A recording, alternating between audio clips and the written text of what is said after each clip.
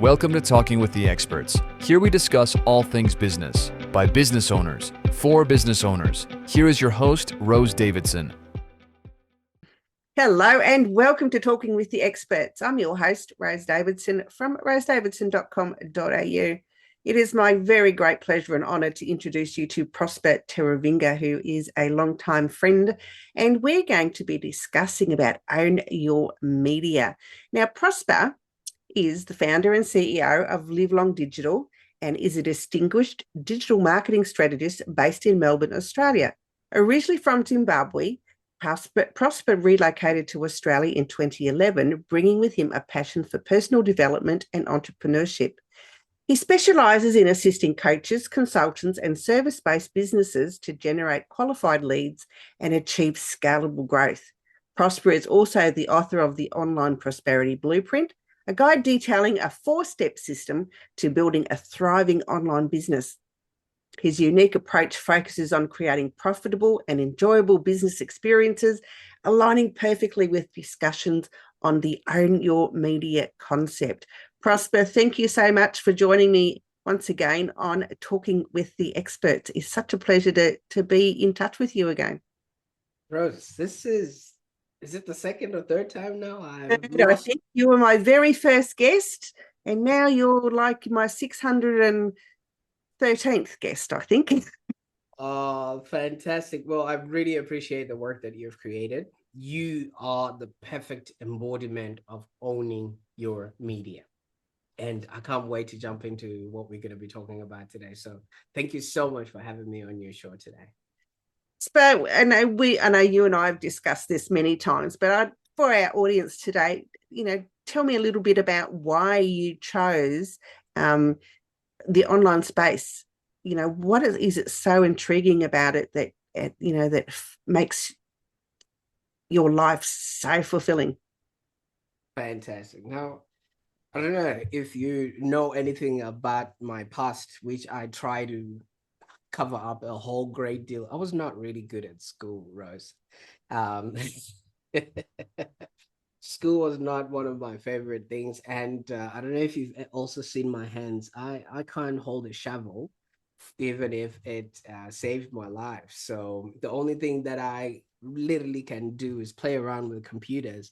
And most of the time, if you ask me what it is that I actually do, is literally just keep studying and understanding what is new and how can we help and implement that into, first of all, my business and the businesses of those people that I'm working with. Now, growing up in Zimbabwe, we obviously didn't have that many opportunities, and I literally had my hopes taken away from, being anything in life, because the time I was growing up, inflation was very rife in Zimbabwe. So I think I've told you this before, but if you would go into a shop, say like Coles, by the time you walk all the way to the back of the shop, to pick up milk in the fridges, and I don't know why they have the milk fridges all the way at the back.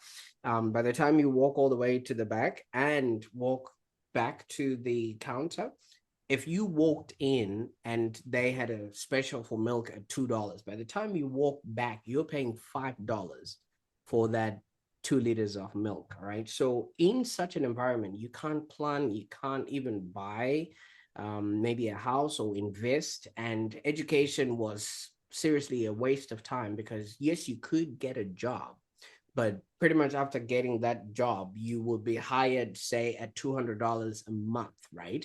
And by the time you need to get paid after 30 days, that money is now worth maybe $75, and you now need to be paid $500. But your employer is not looking at that inflation discrepancy because of the cost of living and everything else. They're just looking at what profits are you bringing to the table.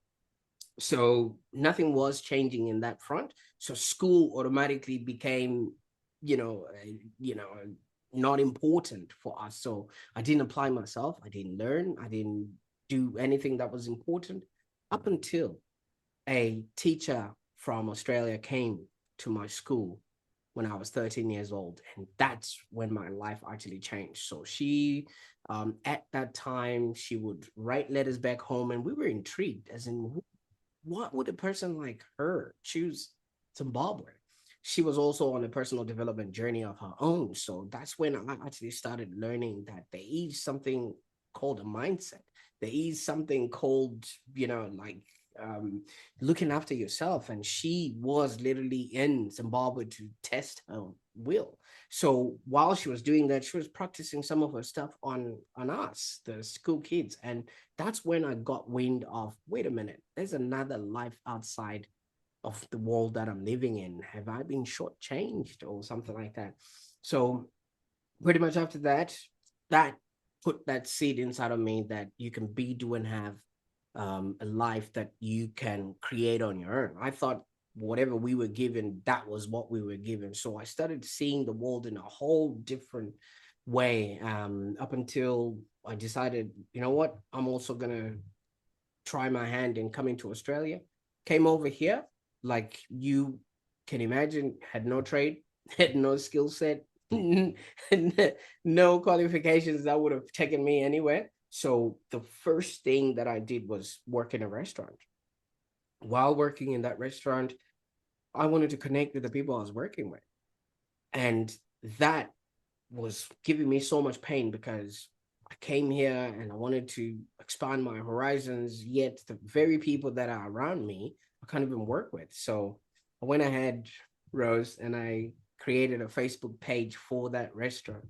And unbeknownst to me, that was a no-no. Okay, so you can only imagine, uh, if somebody is your apprentice or working for you and creates a social media presence that you don't know about, obviously that's not on.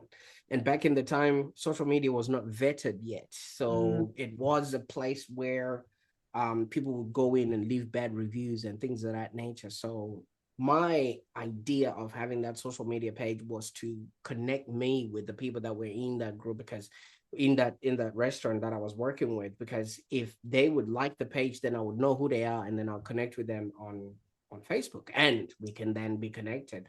So I got fired for doing that because it was seen as a sign of rebellion.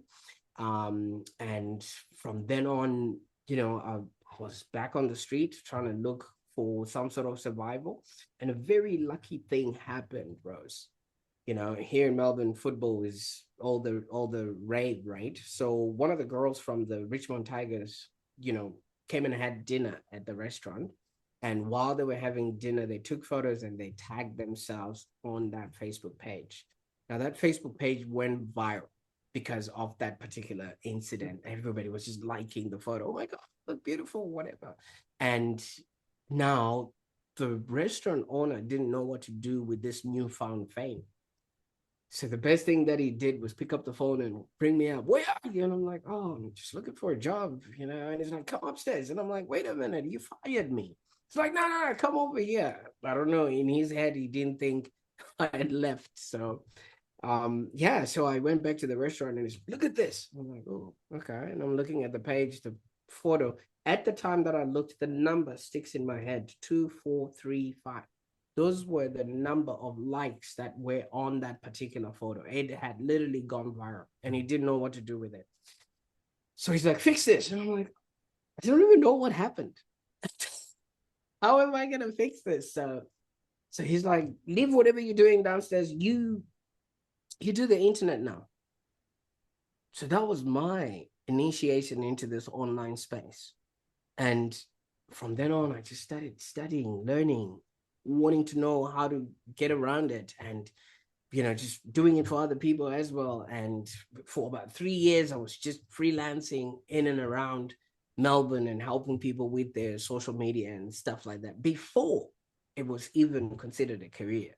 And so I'll let you just unpack that a little bit. But yeah, that So that was. there we have it. Yes, Prosper is, the person to go to. I know from, for your marketing needs, because he's absolutely brilliant. But I want to talk about a little bit about Own Your Media. Right. What is it? What is the concept, Prosper? So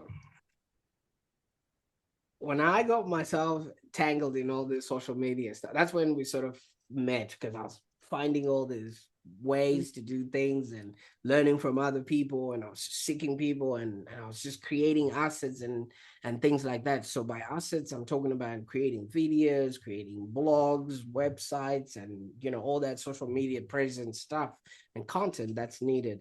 Up until 2020, Rose, where I got kicked off of Facebook. So you can imagine Facebook by that time was allowing you to do shows, was allowing you to create groups, was allowing you to build an audience, was allowing you to advertise to that audience, was allowing you to really build your business within its ecosystem. And as a guinea pig of social media, I was amongst all of those things. So I had a show that was very, very well attended. At 2 p.m. AEST, I'd show up and do a Facebook Live, and I'll just be talking about whatever it is that I'd learned the day before and what's working in the marketplace. And people were really coming in every single day. People were expecting that show to come in. And then Friday, we'll do an hour-long Q&A, and I would generate leads from that. And then I moved that to a Facebook group that had almost 14,000 people in it. And we started communities and all that stuff. I think I even invited you to be one of the admins for some of the communities. I just had so much within the framework. So I had literally built my business within Facebook. And yet I would come back home and everything I had built was within the Facebook thing. And I had no email list of my own. I had no podcast on my own, nothing. Everything was within the Facebook platform. So you can imagine when I got kicked out of Facebook during what was happening during the pandemic, they obviously had their own agendas. I had zero. All that I had built in the last 5 years, I had no access to all the connections that I had. I think we only just recently connected back on LinkedIn. So you can imagine all the influence, connections, properties that I had created were all within the Facebook platform. Yeah, So, that's really sad when that can happen.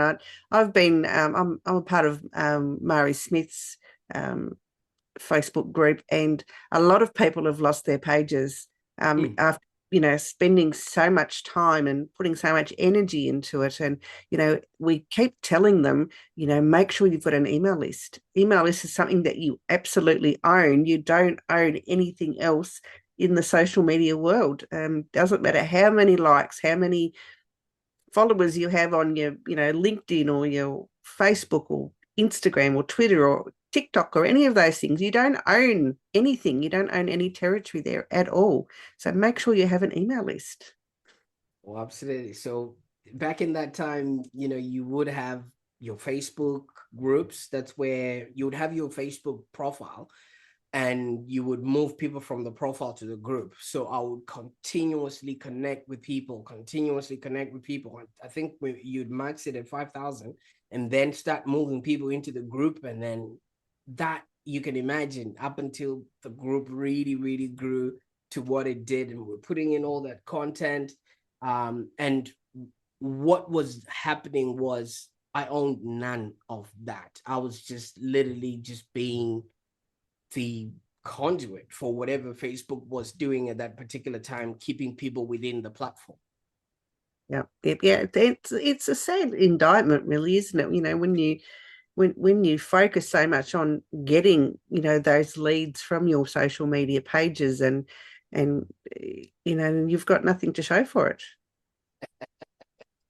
So yeah, so when that then happened, I got kicked out. We had ads running, and I actually had a call from a client saying, hey, we didn't approve these ads. What's going on? And I'm like, wait a minute. Looked at it, and I couldn't even log into my Facebook. And that's when it was like, oh no, what is actually happening? But luckily we had a business suite. I don't know if they still have that within Facebook.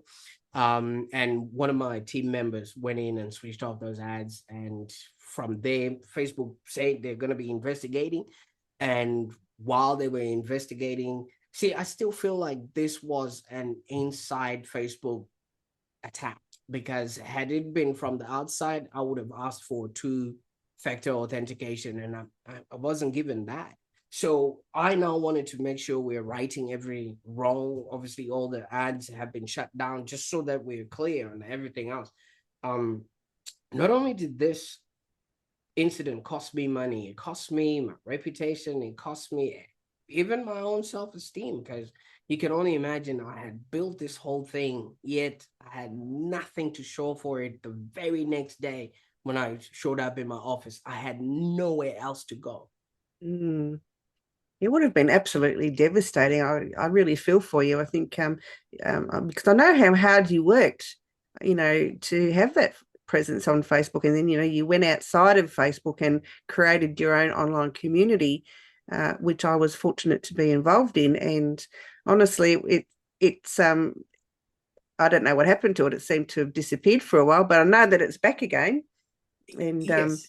which I've reconnected with, and but that way you are still collecting those email addresses that will come in handy for your newsletters and the videos and things that you do send out, because, and I must say, they're quite engaging, and I really like reading your newsletters. They're really informative. Thank you so much. Thank you so much. So what I then did, Rose, was the day after I'd been locked out, I came into my office. I'm not gonna lie to you, I cried. Mm. I was thinking the very thing that had brought me whatever level of success that I had had is the very thing that had been just yanked from under my feet. What did I actually do?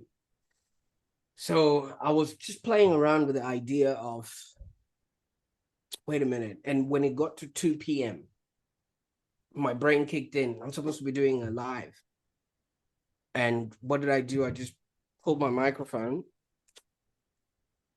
and I pressed record on my computer. And I just started going at it. Mark Zuckerberg. I was so angry, Rose. Mm. So angry. Just I don't blame yelling. you.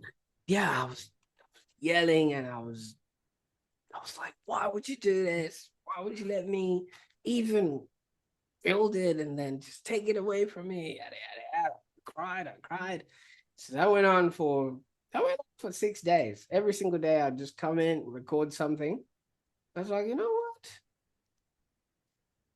Instead of me wasting my energy talking to Mark Zuckerberg, who doesn't even know what mood he's in today. Is he wearing a suit or is he wearing a gray t-shirt? You know what I mean? Like, he doesn't even know himself. Is he got shaved hair? Is he got long hair? He's trying to It figure it probably doesn't care anyway.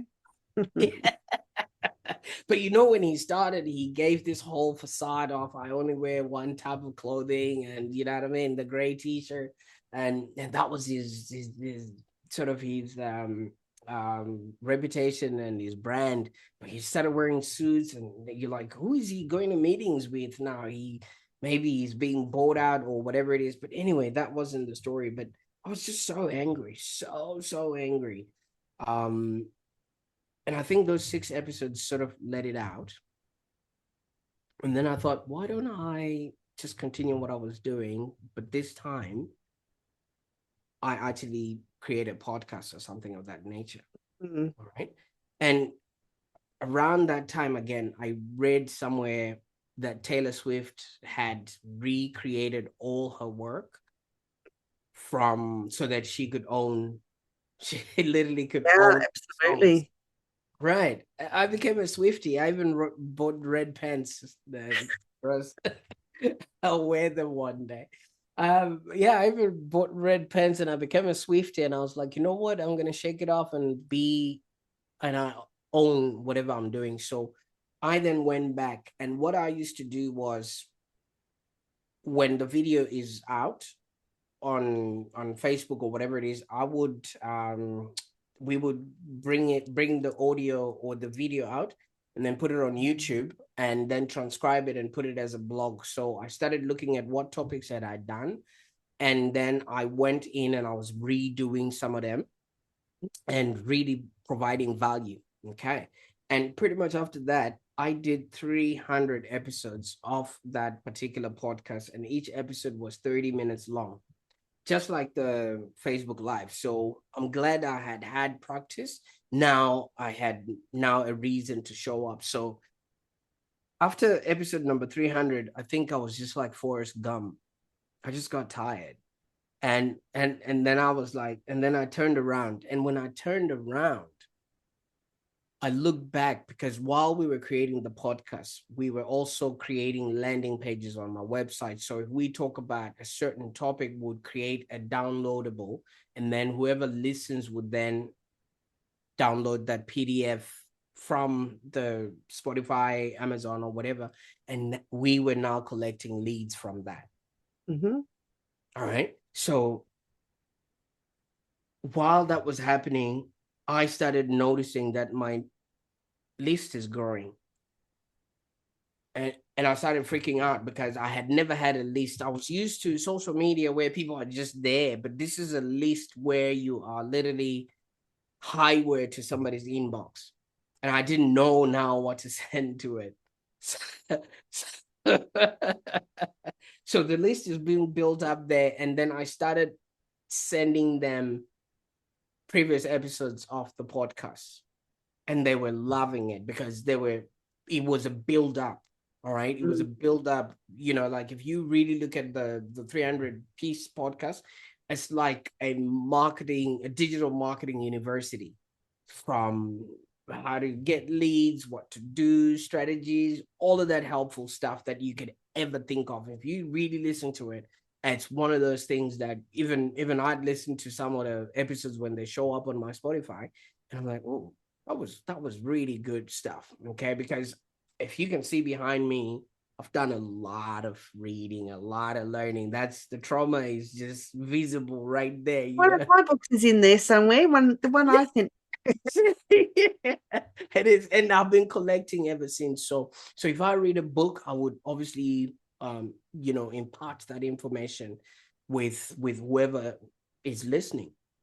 So while I was doing that, with the whole Taylor Swift sort of idea, if you notice, musicians, actors, or all these celebrities, they have assets, or they have things that they've created a long time ago.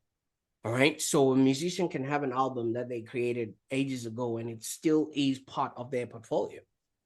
All right. And I decided that could be how I'm going to start treating my content. So this 300-piece episode is still sitting there somewhere on the internet. On YouTube, it's paying me money in terms of revenue. And we're using email marketing. Whoever comes into my email marketing list goes to listen episode number 1. And then they start their journey. So we've created our email marketing so much that it covers somebody between 5 to 10 years if they don't unsubscribe from me. So that's how deep I've gone into media ownership. So in essence, what the whole theme of it all is, you can create your assets from outside of social media platforms. And then when you're good and ready, you can now use the social media platforms as amplification. All right. Not necessarily as the means of production. That's where a lot of people get it wrong. I'm not saying don't use social media or anything. I'm just saying create, and then you can then plug yourself wherever. It's just like your mobile phone. All right. Your mobile phone contains all your information and data and everything else. All right. And you plug it into a socket wherever it is, and it gets electricity to charge up so that you have yet another day. That's all I'm saying. Walk around with some sort of hard disk drive that contains whatever it is that is your IP, that is your content. You can back up your email list, you can back up your blogs, your content, everything that you have, put them into some sort of cloud or some sort of place where now you are deducing from that, instead of what I did creating within the Facebook platform. And when they lock you out, you're just walking with nothing but the clothes on your back. Yeah, you've created something quite extraordinary, Prosper. And I think that, from what you've said, I think, it will be helpful for all of us to, take a leaf out of your book and and follow some of those practices to, get our content out there to a wider audience. And, because we actually do own that content and we can repurpose it and do with it what we please. Oh, absolutely. So many people, and once content has been placed on social media platforms, they own it now. Mm. All right. But if you don't have a copy of it, that's it. It's already part of their news feed, and they can do what they can with it. Photos actually, they reduce the quality of them so that it's not too heavy on their servers. So half of the time when we literally create natively into these platforms, maybe you could take a real nice photo of an event that you're at, and then automatically you're posting it onto social media. You would never recreate that scenario again, and you could never recreate maybe that social proof again. Yet, the platforms would have actually pixelated your photo, and you don't have that. So it's just really advisable from now on to just really sit back. If you know what it is that you're going to be offering to your customers, and what and who those customers are, create all of those assets, put them all in a really nice place where only you have access, or anyone within your team has access. You can go in and pick whatever it is that you're doing, and then share it with the social media, not to create natively within social media platforms, because once they lock you out, that's it. And Yeah. since Rose, we're going on 5 years now, never have I stepped back on Facebook. I mean, I have, as a parent who's going through my wife's social media to buy things on Marketplace or to communicate with people on Marketplace, but not me personally, as the way that I had showed up to build my brand and everything else. Because one, I'm just still angry.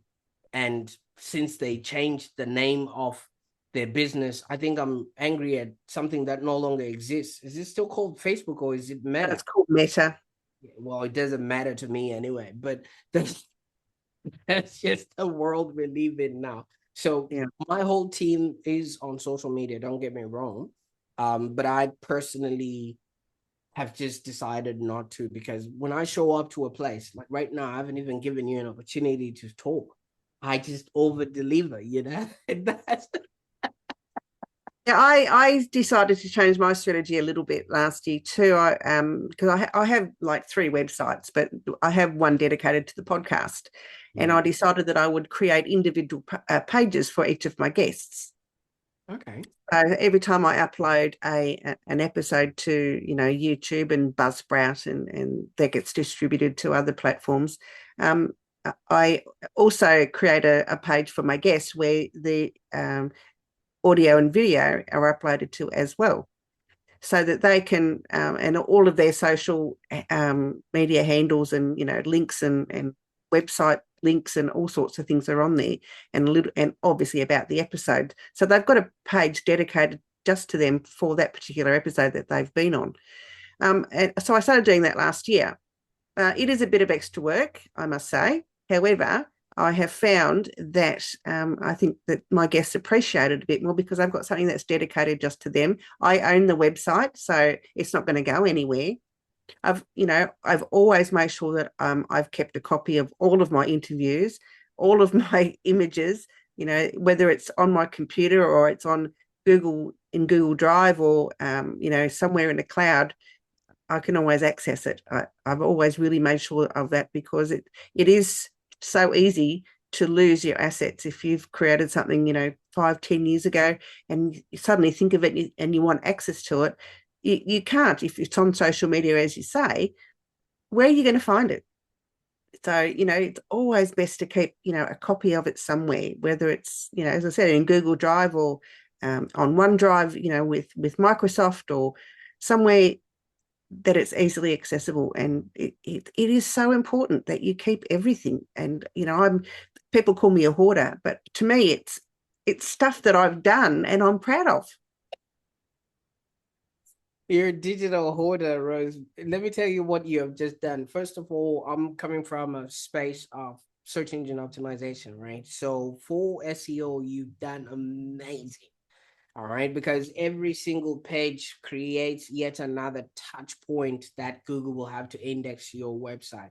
All right, and especially now where AI is involved, AI platforms will actually reference your website as a source whenever that person's name is inquired or asked upon. So maybe it might not reflect in traffic or whatever it is, because people have what they call zero click these days, where they just extrapolate whatever information, but your page is now being referenced as a source.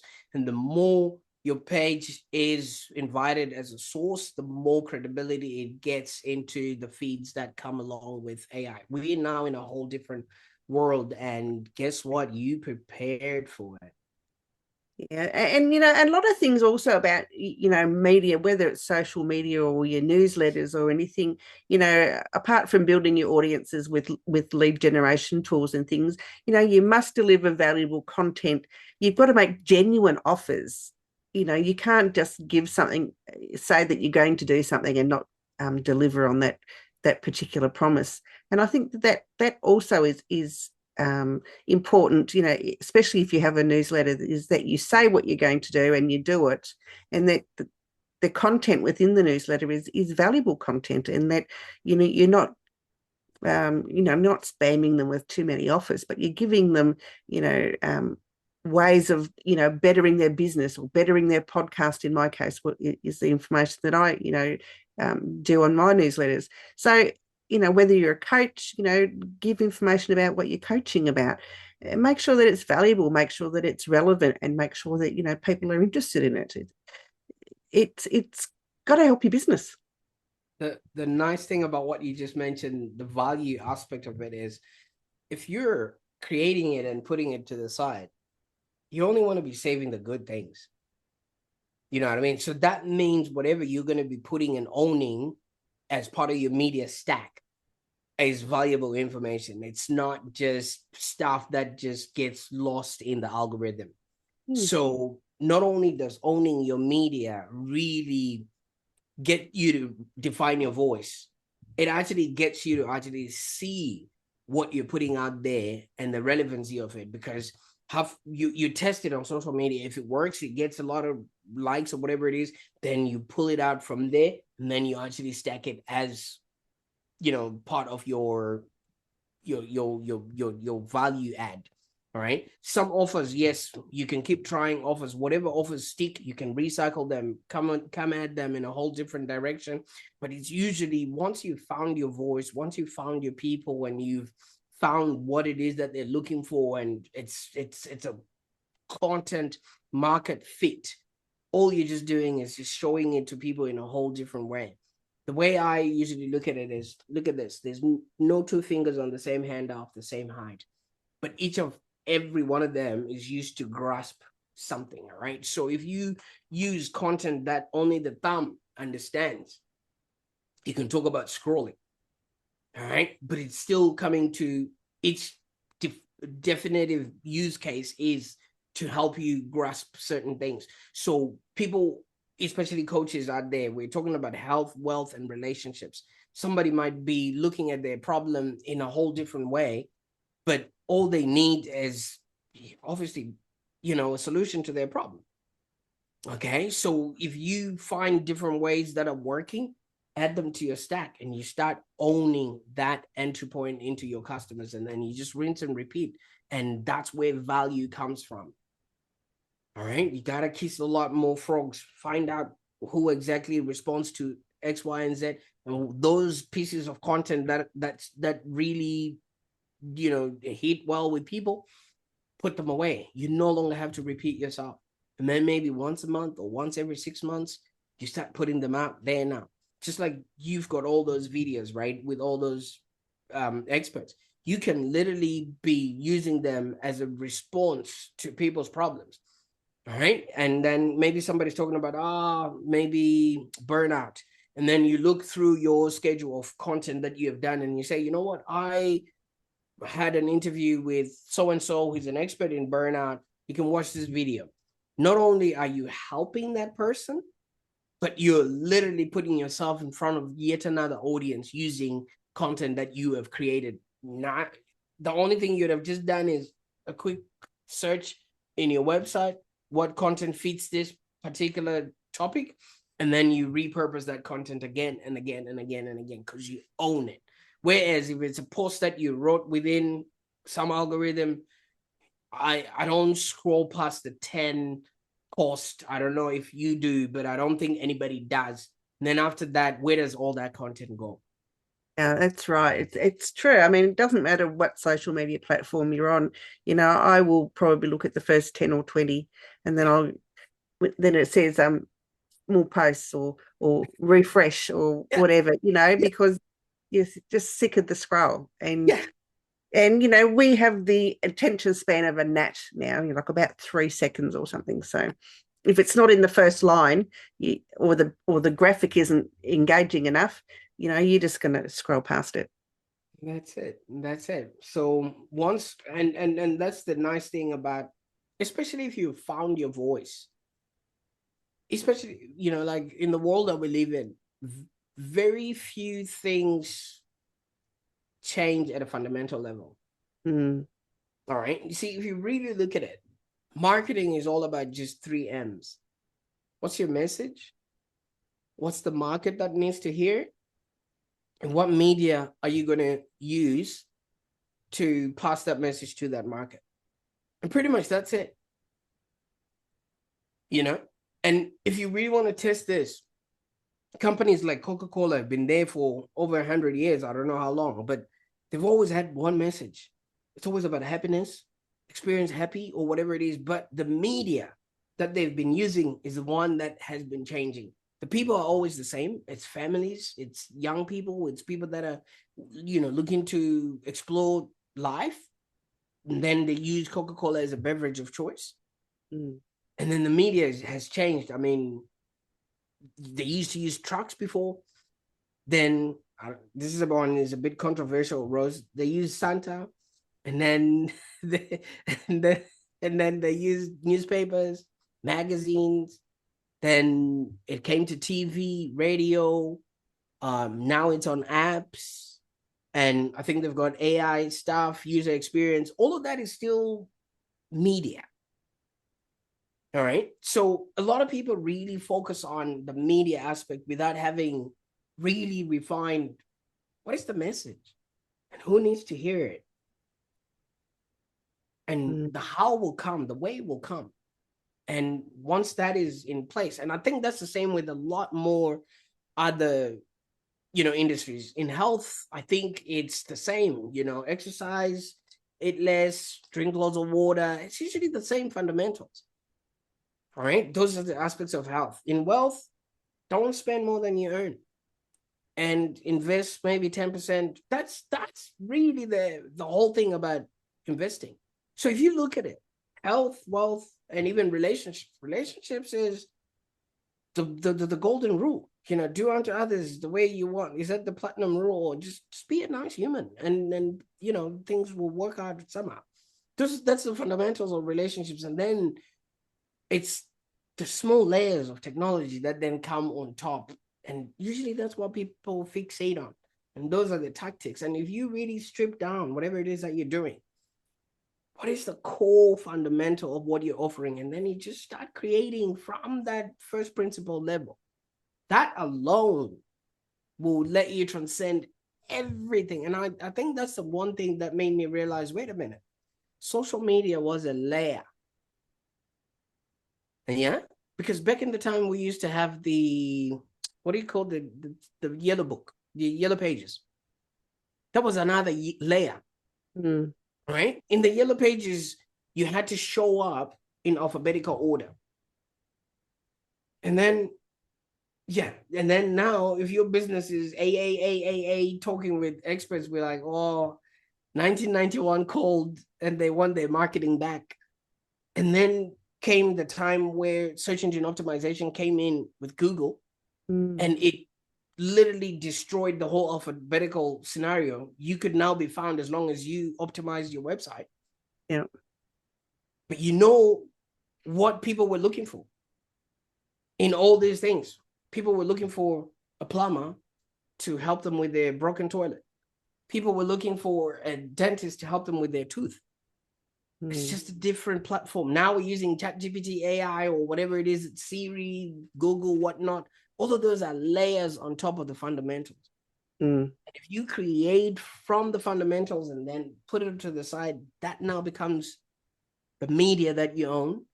And then look around you and see what, tools you can use now to reach that audience. Absolutely. And, there is no one specific tool that you can use to reach your audience. You have to have, as you say, layers. So different platforms plug into the core of your business, into the core values and your core message. And so you use all these other tools to enhance that message and the values. That's it, really. I think we're done here today. Now, if you want to find Prosper, you can find him on LinkedIn at P. Taruvinga. He's on the onlineprosperity.com.au, and he's got a check-in that he would like to offer our audience today. Oh, absolutely. So with all this, what I've been helping people to do is just obviously in owning their media. So I've got what we call a total online presence audit, where from that alone, I'll be able to know who you are, who you sell to, and why they need your products. And once we discover what that is, we start creating fundamental assets around that. All right. And then see whatever tools are available for you to use to disseminate that. So we call it Total Online Presence Audit, TOPA. All right. So if you just look up TOPA or just go on my website, there will be links that show you how you can literally start owning your media and not having to repeat yourself again and again and again and again, and just satisfying algorithms, because you know what really frustrates me, Rose? If Elon Musk only wanted to tweet, he literally would have just downloaded Twitter for free, not pay $48 billion for it.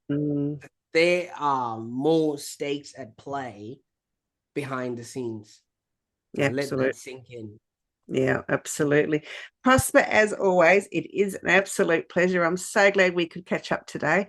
And thank you for sharing your wisdom with us on owning our media, because how important it is, because if we don't own it, we can't have it. We can't keep it.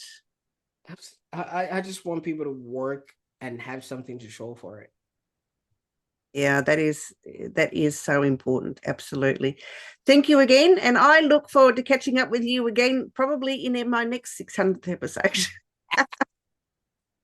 Keep owning that media. Bye for now. You've been listening to Talking with the Experts, hosted by Rose Davidson. Make sure you have a look at our back catalogue over at talkingwiththeexperts.com. And be sure to subscribe to our podcast so you don't miss out on any episode. We look forward to your company next time.